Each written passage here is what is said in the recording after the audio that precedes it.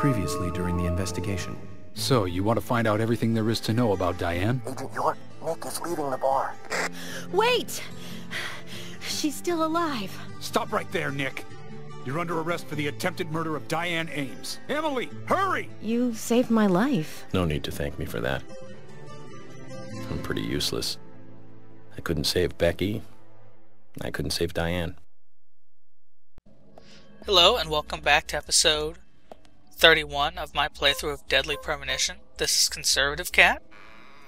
Last time we left off, we had just gotten our first clue in the Galaxy of Terror. And we are now what I affectionately call the Gauntlet. As I said, shadows have been pretty rare so far. Well, here they come back with a vengeance. What is about to follow is close to 10 minutes of just pure fighting, most of it being these stupid crawling shadows. That said, I do perform admirably against these crawling shadows, but they can soak up some bullets like nothing. And there's really not that much to say about these guys. I mean, it feels like filler, which is pretty disappointing considering this is sort of a climactic time, you know? And while the concept is decent for, you know, a mini fight every once in a while, they throw in like 4 or 5 of these guys, and they take a while to kill. You can only get off one shot generally. At least with the Magnum you can. With the Magnum it takes about 2 full cylinders, so about 8 bullets to kill a crawling shadow. Each time you have to do this sort of matador thing.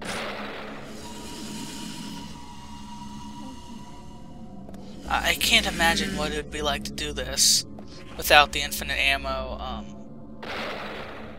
Oh, damn it. I can't imagine what it'd be like to do this without the infinite ammo Magnum here.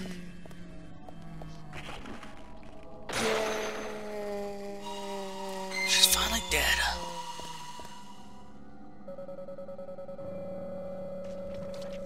We'll just send that to the toolbox. I don't have low enough HP to feel good about eating a medium medical kit just to pick that up. I mean, I don't have enough HP lost. Yep, it's another shadow sequence, crawling shadow sequence. Fortunately, these crawling shadow sequences are single shadows. I've never fought more than one at a time.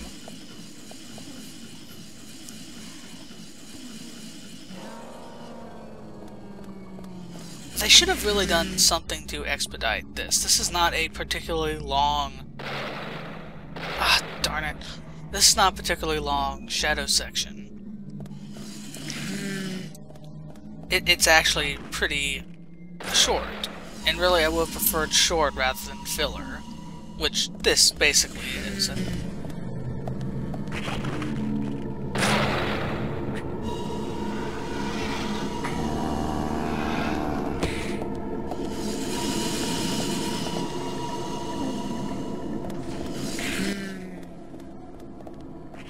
I should mention that I aim to finish the Let's Play by the end of the month, so I mean it took a long time because I sort of dropped the ball, but right now the game's at a climax and I'm kind of addicted to it, so I'm trying to get out at least 1 episode a day, which between finals and everything, we'll see how it goes.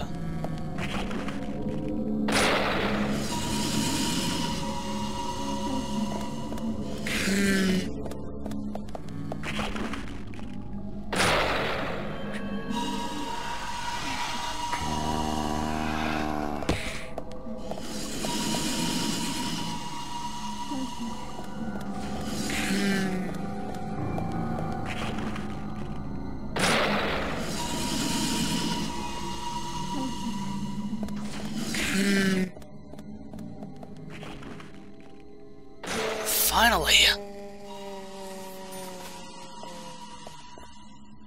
There is actually... Oh, gee! Forgot about that one. And, like, even... Yeah, this is post-commentary, but... I forgot about it. Like... Even though I just recorded this not too long ago. There is actually another infinite ammo weapon that I think would be particularly helpful. And there's actually two of them I think that would be pretty helpful for these, gosh, what are they? These crawling shadows. But I didn't pick them up, so I'll try and pick them up the next time I have free reign.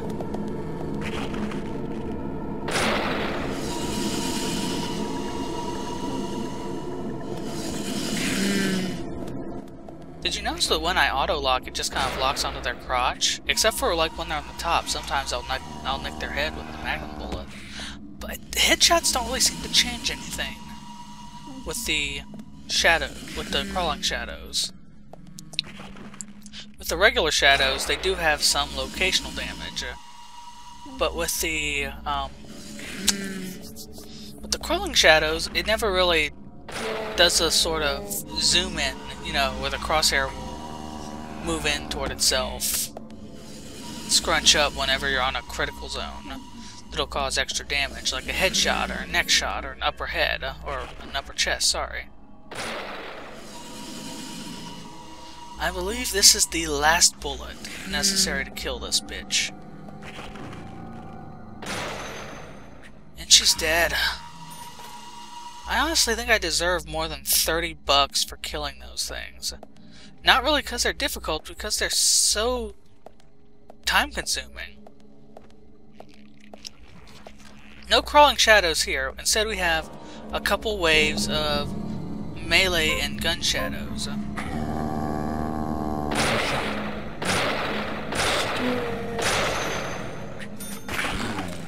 These guys are pretty tough. They can take 4 body shots rather than just like 3 or something. And 3 headshots. That's some crazy stuff.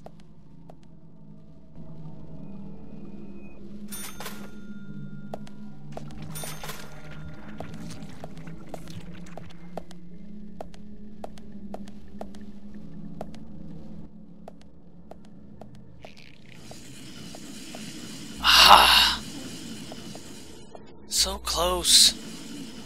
It's kind of small in here too. And you know, our goal is just on the other side of that. When you sort of count it, you know, as 2 complete reloads out of my revolver, it goes by a bit quicker, it seems like. I like how slow-moving and casual that bolt is. I wonder if you're standing off to the side and it comes and you don't press dodge if it'll still hit you, you know? I mean, because you're out of the way. I mean, there's plenty of room to move out of the way, but...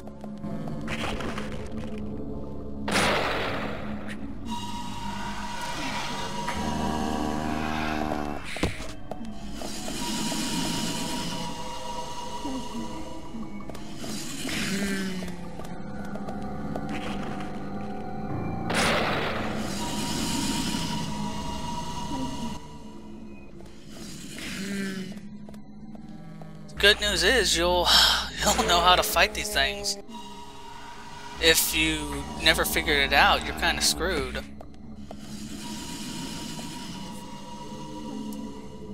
Anyways, I believe this gauntlet is almost over after this one.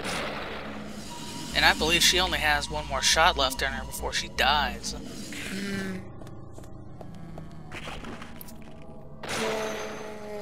Imagine trying to do that with the 9mm FBI standard issue, or FBI custom, I guess. That would take a year.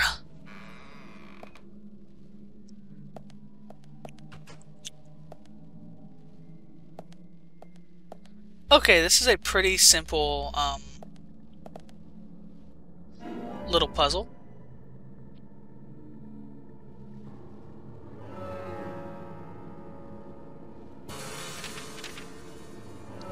I'm doing okay. This is a pretty simple puzzle. We have to progress onward. And we have 2 switches. These switches change the colors of the light. Before we do that, let's go ahead and save.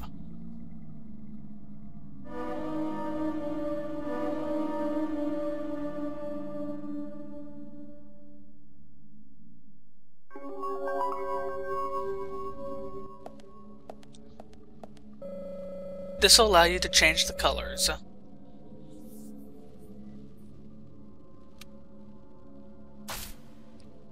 Now it's yellow.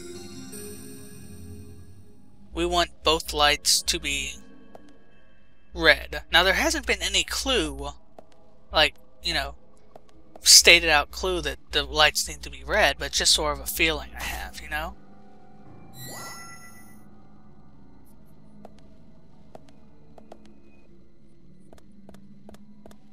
Because it's a red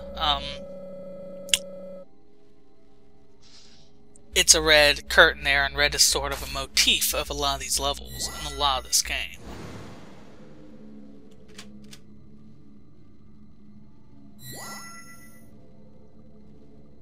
Seems the red door is ready for us to progress.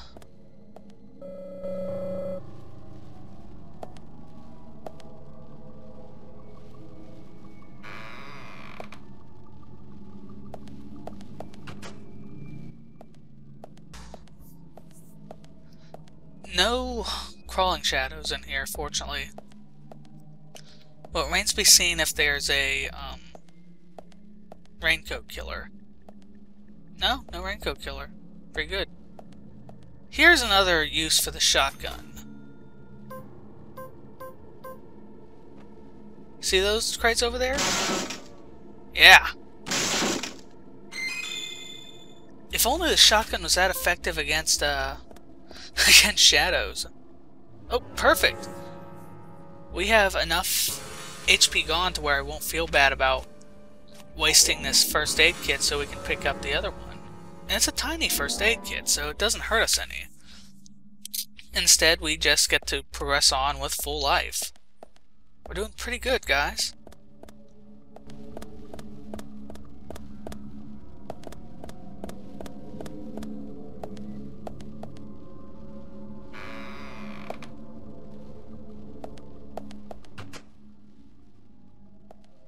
Uh-oh. There are a lot of these warehouse rooms that we're going to be going through. Each one you have to navigate your way through some obstacles, you have to fight some shadows, pretty standard stuff. I'm not sure where exactly we are in relation to the Galaxy of Terror. We're below it, but I can't imagine it having these labyrinthine basements under it. Like I said, there are shadows littered throughout here. Different kinds of shadows. But for the most part, it is these melee shadows.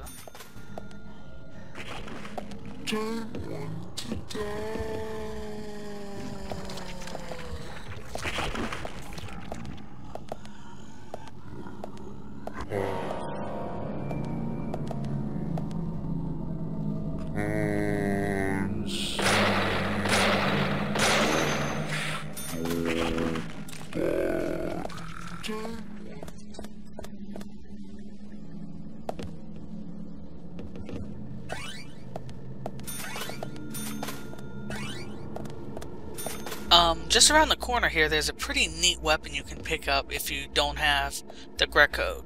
I don't really know how effective it actually is in a fight, but it is pretty neat to have around just for the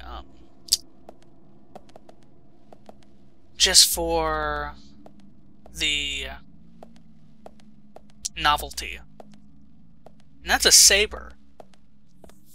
You can actually...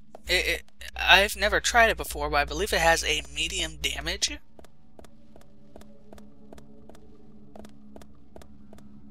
Okay, I thought this might have been a door, but... What is that?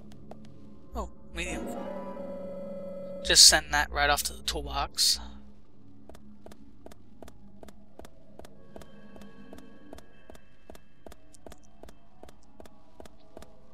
It is thoughtful of them to include melee zombies so often. Melee shadows so often, because the 9mm is outclassed by a lot of other melee weapons. A lot of these rooms have these to them too. Shadow with its back turned towards you, more or less not aware of your presence.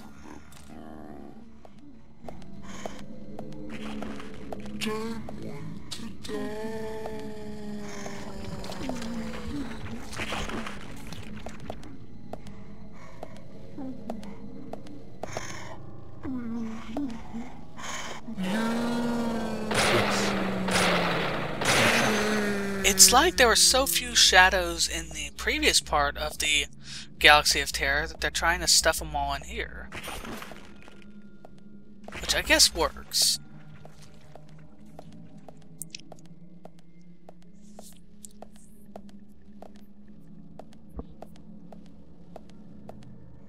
Looks like we got some bustable crates.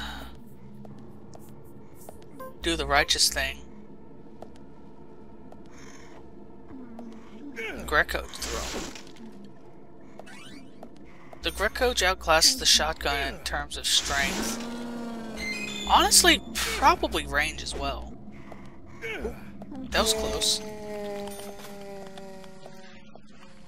Don't need any pickles. Just leave those to rot. How'd I miss that? There we go. Yeah, those red vine crates will not break for some reason.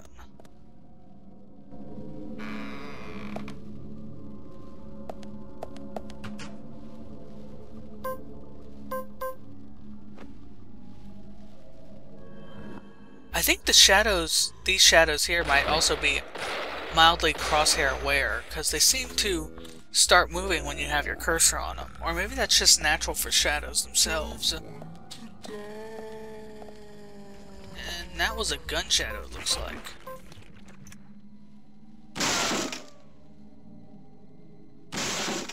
Look, the shotgun has plenty of range when you're literally hitting the broad side of a crate.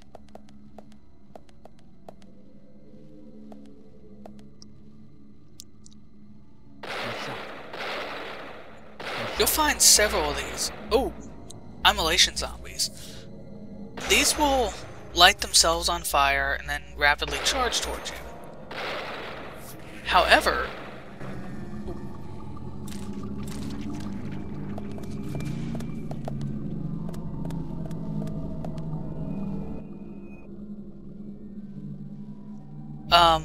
they will charge towards you. So just keep those crates up so they can't reach you. They'll eventually die, but, I want to see how the range is here. Unbelievable. So they'll charge towards you, and upon impact they will do a pretty meager amount of damage. It's not good to take the damage, but it's definitely something you can take to the face and keep on swinging with.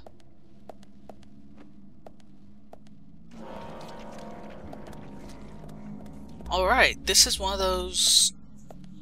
That right there was one of those infinite... Oh, she got here quick. This is one of those infinite spawner... Infinite shadow spawners.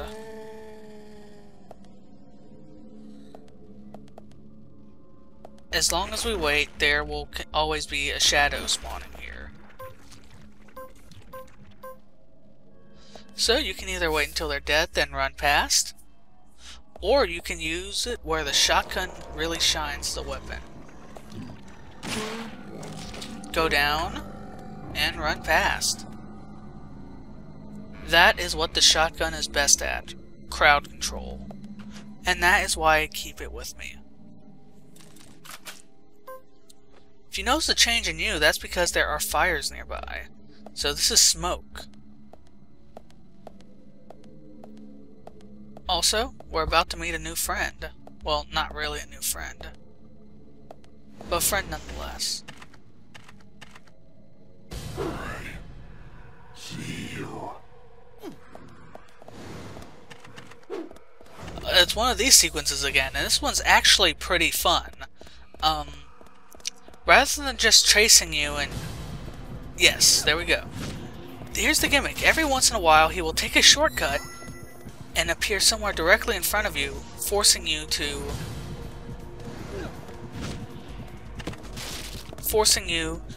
do a QTE. He does this pretty often, and you can generally see when he's about to appear somewhere.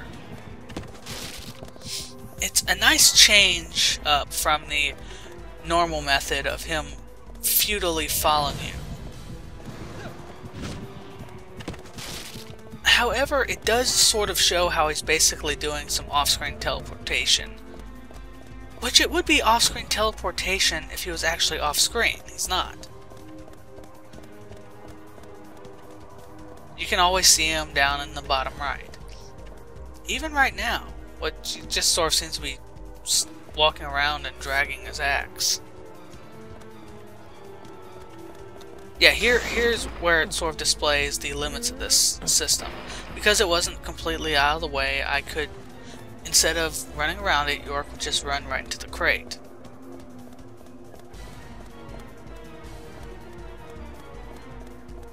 Where the hell is he? Oh, there he is. Looks like he's just behind us. Hopefully we'll be able to make it out without another QTE. Oh!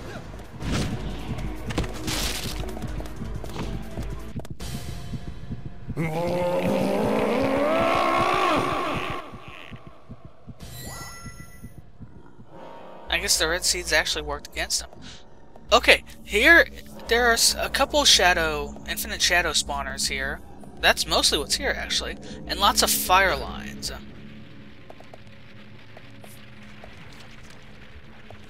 And an invisible shadow, apparently. Best thing to do is equip either your Grecoach or the shotgun. Just hammer your way through it. Don't stop the fight because they will keep on coming. Ah, see? And it's really against you because they get such a huge leg up in speed. It's not even worth standing and fighting. Just bash through, keep running. Kill only when necessary.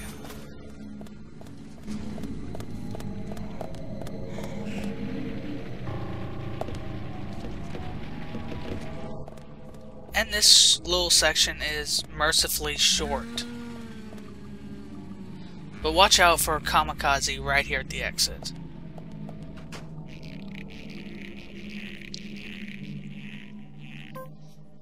This brings us to our final clue. You can hear the shadow, but as far as I can tell, the shadows are over on the other side of the red vines over there. You are perfectly safe right here. So, let's go ahead and save. And now let's pick up our second and final clue of the Galaxy of Terror.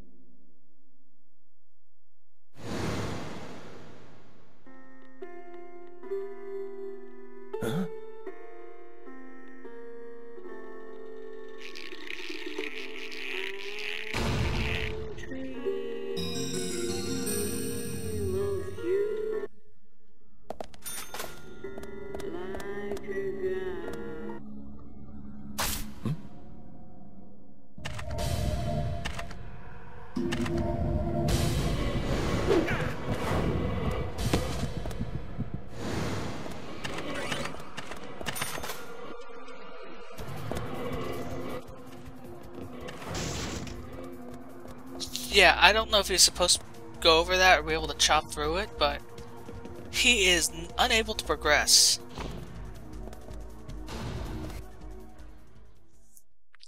And that brings us to the end, not of this episode, but of...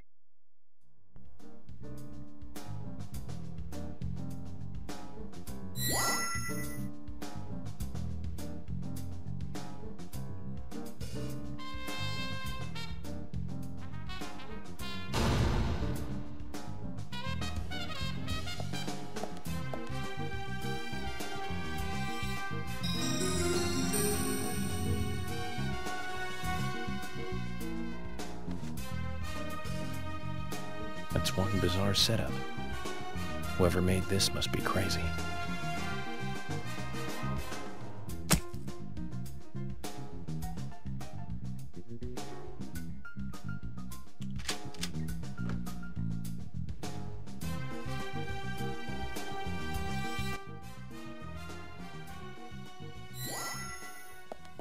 Okay, let's see what awaits us down in the basement of the Galaxy of Terror.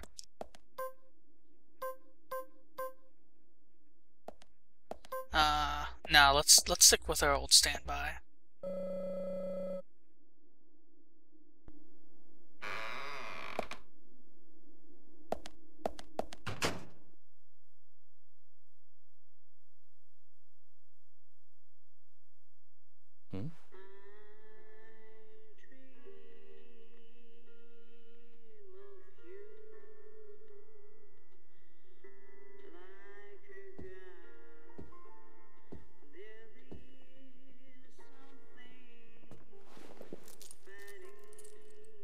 Zach, okay, so it's not bonus footage.